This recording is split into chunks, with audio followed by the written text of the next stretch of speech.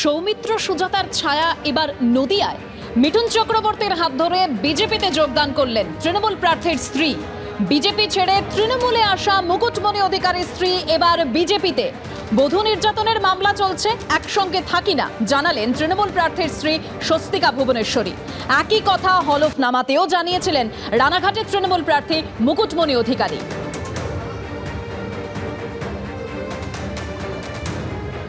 এর ডাক নাম রোজি।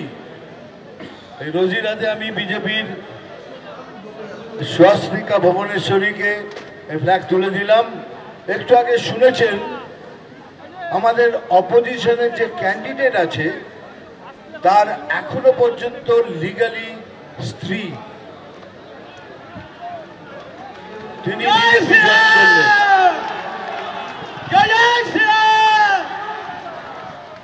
সেই জন্য এটা খুব জরুরি, কেননা হয়তো ওনার হাতেই রয়েছে এটা। হ্যাঁ, উনি যে এখনো লিখিত আমাদের যে অপোজিশনের আছে তার লিগালি মানে আইন মতো এখনো স্ত্রী।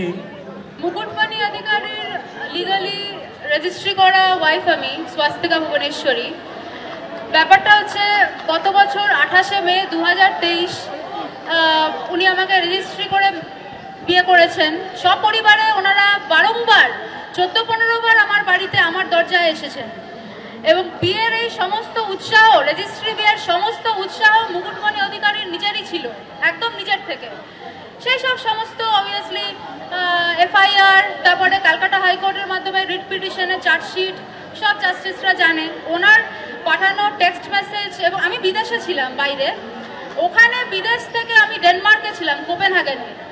ওখান থেকে আমাকে জোর করে বারংবার মেসেজ পাঠিয়ে আনিয়ে চ্যাট হিস্ট্রিতে তা প্রমাণিত হয়, যেগুলো অ্যানেক্স করা আছে হাইকোর্টের রিট পিটিশনের চার্জশিটে।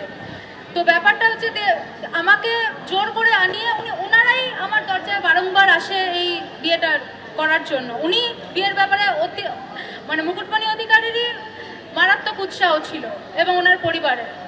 তো তারপরে রেজিস্ট্রি ম্যারেজ হওয়ার পরে 28শে মে 2023 উনি রেজিস্ট্রি ম্যারেজ হয়ে গেল এবং সেই যে চলে গেলেন ছেড়ে, সেই যে চলে গেলেন, বাস একেবারেই লাপাতা।